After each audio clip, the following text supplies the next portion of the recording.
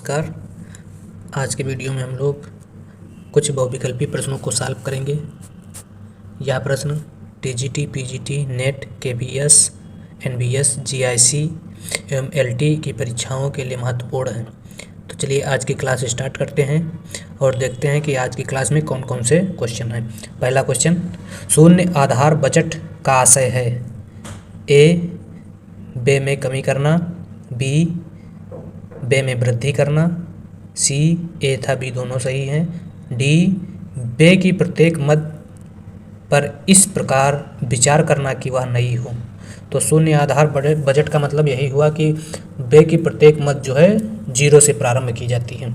शून्य आधार बजट की अवधारणा के विकास की बात की जाए तो सर्वप्रथम पीटर ए पायर ने 1970 में शून्य आधार बजट की अवधारणा दी और भारत में इस बजट का प्रयोग 1986-87 के बजट से प्रारंभ किया गया।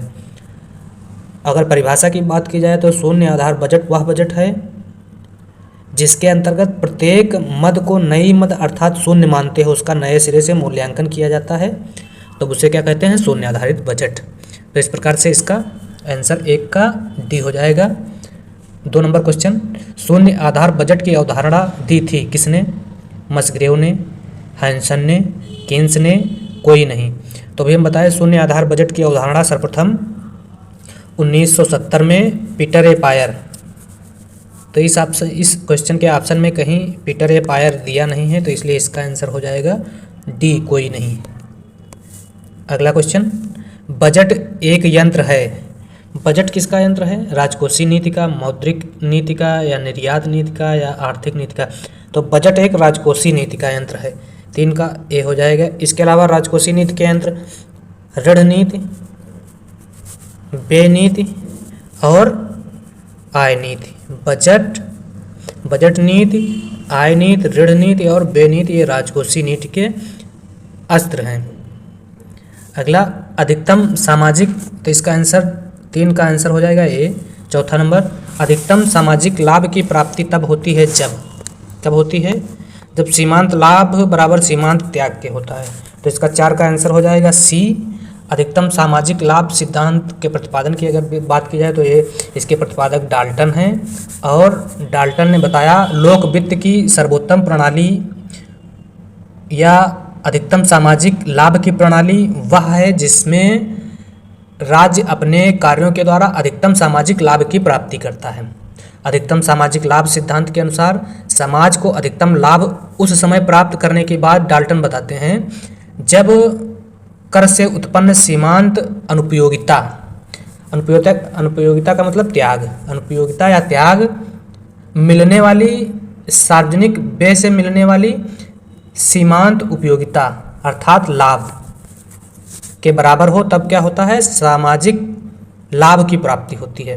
कह सकते हैं जब अधिकतम त्याग और अधिकतम लाभ दोनों बराबर होते हैं, या कह सकते हैं सीमांत लाभ और सीमांत त्याग जब आपस में बराबर होंगे तब अधिकतम सामाजिक लाभ की प्राप्ति होगी। तो इसमें 4 नंबर क्वेश्चन में अधिकतम सामाजिक लाभ की प्राप्ति तब होगी जब सीमांत लाभ बराबर सीमांत त्याग, सी सही हो जाएगा। 5 नंबर क्वेश्चन, सामाजिक लेखांकन की अवधारणा किसने दी? तो सामाजिक लेखांकन की अवधारणा प्रोफेसर हिक्स द्वारा दी गई थी। 5 का ए सही हो जाएगा। 6, जीएनपी को इस प्रकार परिभाषित किया जा सकता है। जीएनपी, एनएनपी प्लस अप्रत्यक्ष कर, एनएनपी प्लस अप्रत्यक्ष कर, एनएनपी प्लस मूल्य ह्रास, एनएनपी माइनस मूल्य ह्रास। तो इसका जीएनपी निकालने के लिए एनएनपी में अगर मूल्य ह्रास जोड़ दिया जाता है तो ग्रॉस नेशनल प्रोडक्ट निकलेगा। तो इसका आंसर हो जाएगा 6 का सी। जीएनपी बराबर एनएनपी प्लस ह्रास। या मशीनों का ह्रास हो सकता है, मूल्य ह्रास हो सकता है। अगर एनएनपी के कॉन्सेप्ट की बात या नेट या शुद्ध के कॉन्सेप्ट की बात की जाए तो एनएनपी निकालने के लिए जीएनपी से ह्रास घटा दिया जाता है। अब एनएनपी हो मार्केट प्राइस हो चाहे फैक्टर प्राइस हो, यहाँ जीएनपी मार्केट प्राइस और फैक्टर प्राइस दोनों हो सकता है, सिर्फ ह्रास निकाला जाएगा तभी जीएनपी मिलेगा। ह्रास निकालने पर एनएनपी मिलेगा और अगर ह्रास जोड़ दिया जाएगा तो जीएनपी मिल जाएगा। तो इस प्रकार से इसका आंसर हो जाएगा सी। इसके अलावा जीएनपी के उदाहरण की बात की जाए तो जीएनपी एमपी बराबर क्या होता है, एनएनपी एमपी माइनस ह्रास, ये जीएनपी हो जाएगा। और ये मार्केट प्राइस पे होगा, मार्केट प्राइस पे ही एनएनपी मार्केट प्राइस बराबर हो सकता है जीएनपी एमपी माइनस ह्रास। इसके अलावा जीएनपी एमपी बराबर जीएनपी माइनस मूल्य ह्रास, ये सूत्र हो सकता है। अगला क्वेश्चन 7 नंबर, कृषि क्षेत्र की आय की गणना के लिए किस विधि का प्रयोग किया जाता है, आय विधि, उत्पादन विधि, व्यय विधि, सामाजिक लेखांकन विधि। तो कृषि क्षेत्र की आय की गणना के लिए उत्पाद विधि का प्रयोग किया जाता है। उत्पाद विधि में कौन कौन सी विधियां और आएंगी, कृषि से संबंधित उत्पाद विधि तो आएगी ही, इसके अलावा वानिकी, मत्स्य पालन, विनिर्माण एवं खनन, इन सब का अगर राष्ट्रीय आय निकालने के लिए अध्ययन किया जाता है तो उसे कहते हैं उत्पाद विधि है। इसके अलावा राष्ट्रीय आय निकालने की 2 और विधियां हैं, आय विधि और व्यय विधि। व्यय विधि में जितना भी निर्माण संबंधित कार्य रखा जाता है तो वह व्यय विधि में आता है, और आय विधि में बिजली, गैस, व्यापार, होटल, बीमा वित्त, यातायात एवं संचार की सुविधाओं को आय विधि के अंतर्गत रखा जाता है। अगला क्वेश्चन 8 नंबर, जीएनपी एवं एनएनपी का अंतर है। जीएनपी एवं एनएनपी का अंतर सी सही होगा, पूंजी की घिसावट, 8 का सी सही होगा। 9 नंबर, राष्ट्रीय आय से तात्पर्य है बजट के आकलन से, विभिन्न आयों के योग से, सरकारी उद्योगों से प्राप्त आय से, सरकार की वार्षिक आय से। तो बजट जो है विभिन्न आयों के योग से, और राष्ट्रीय आय जो है विभिन्न आयों के योग से निर्मित होती है। तो 9 का बी सही हो जाएगा। 10, राष्ट्रीय आय है स्टॉक चर, अनुपात चर, एथा बी दोनों, प्रवाह चर। राष्ट्रीय आय जो है प्रवाह चर है, डी सही होगा। अगला, साधन लागत पर सकल घरेलू उत्पाद का आकलन कैसे किया जाता है। तो साधन लागत पर सकल घरेलू उत्पाद का आकलन GDP MP minus indirect tax plus subsidy. तो इस प्रकार से GDP MP minus indirect tax plus subsidy, तो ये डी सही हो जाएगा। अगला 12 नंबर क्वेश्चन, y बराबर सी plus I plus G plus X minus M, ये समीकरण दर्शाता है, ये क्या दर्शाता है, यह दर्शाता है जीएनपी ग्रॉस नेशनल प्रोडक्ट, सकल राष्ट्रीय उत्पाद, बी सही हो जाएगा। अगर सकल घरेलू उत्पाद की बात की जाए तो वह दिखाएगा सी प्लस आई प्लस जी।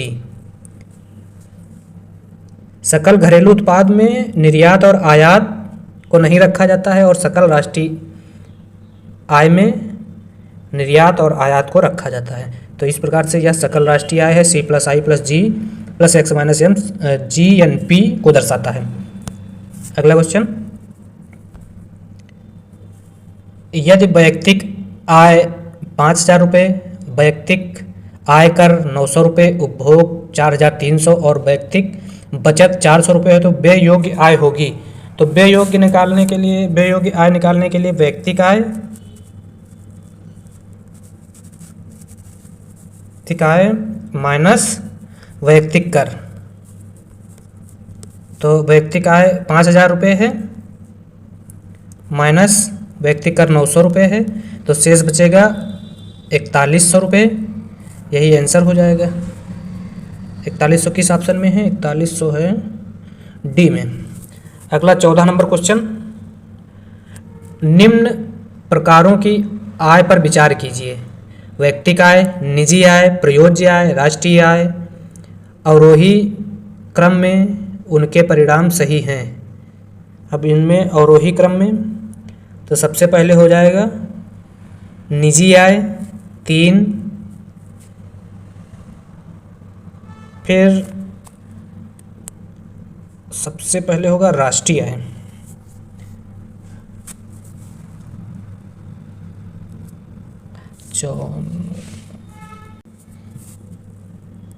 सबसे पहले राष्ट्रीय आय होगा 4,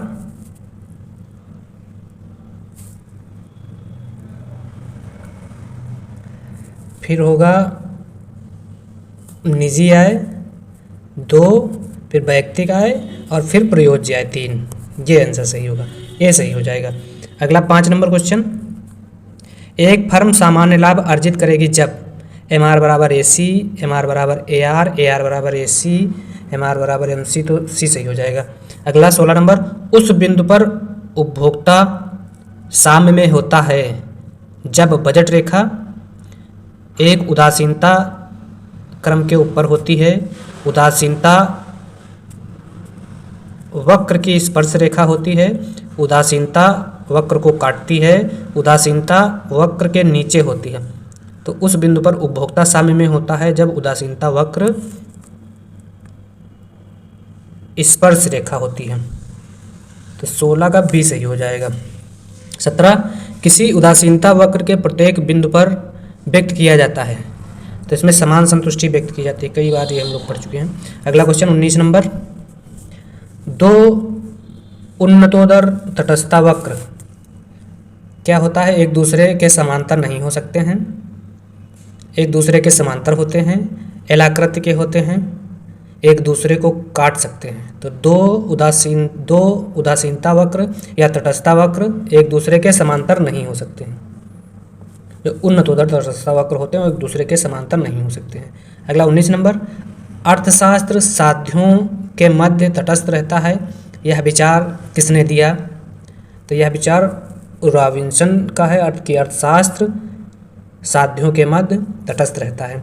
अगला निम्न चित्र में प्रदर्शित किया गया है। तो निम्न चित्र में एक्स अक्ष पर डिमांड एंड सप्लाई है, वाई अक्ष पर कीमत है। तो इसमें मार्शल का आंशिक संतुलन दिखाया गया है। अगला, अर्थशास्त्र में आवश्यकता विहीनता का सिद्धांत किसने दिया? महात्मा गांधी ने, बी कौटिल्य ने, सी दादाभाई नौरोजी ने, डी जमशेद काई खुसरो मेहता। तो अर्थशास्त्र में आवश्यकता विहीनता का सिद्धांत जेके मेहता, जमशेद काई खुसरो मेहता ने दिया था। 21 डी सही हो जाएगा। 22, मांग की लोच अधिक होने पर करापात अधिक होगा। तो मांग की अगर लोच अधिक होगी तो करापात विक्रेता पर ज़्यादा होगा, अगर मांग की लोच कम होगी तो विक्रेता पर कम होगा, तो कह सकते हैं क्रेता पर पड़ेगा। अगला, कार्यात्मक वित्त का सिद्धांत किस अर्थशास्त्री के नाम से जुड़ा है? तो कार्यात्मक वित्त का सिद्धांत एपी लर्नर के नाम से जुड़ा है। तो 23 का हो जाएगा, सी सही हो जाएगा। 24, व्यय कर लगाने का सुझाव सबसे पहले किसने दिया? तो व्यय कर लगाने का सुझाव डाल्टन ने दिया था। डाल्टन किस ऑप्शन में है? हिग्स, काल्डार, मस्किरो, डाल्टन, डी सही होगा। इसके अलावा डाल्टन ने 1956 में ही व्यय कर के अलावा वार्षिक कर, पूंजी लाभ कर, उपहार कर को भी लगाने का सुझाव दिया। अगला और आज के वीडियो का लास्ट क्वेश्चन 25 नंबर, भारत में मोडवैट प्रारंभ किया गया किस वर्ष? 1980, 1986, 1987, 1988। तो भारत में मोडवैट 1986 में प्रारंभ किया गया। मैनवैट कब बैट, कौन सा बैट किस वर्ष आया इसको जान लेते हैं। मैनवैट मैन वैट ये 1976 में चालू किया गया। मोड वैट ये 1986 में। सेन वैट ये 2000 में। वैट 2005 में। और जीएसटी किस वर्ष चालू किया गया? 1 जुलाई 2017 से, गुड्स एंड सर्विस टैक्स। तो MANVAT 1976, MODVAT 1986, CENVAT 2002, 2001, VAT 2005 और जीएसटी 2017। तो इसमें पूछा गया है मोड वैट 1986 से प्रारंभ किया गया जब दीर्घकालीन राजकोषीय नीति अपनाई गई थी।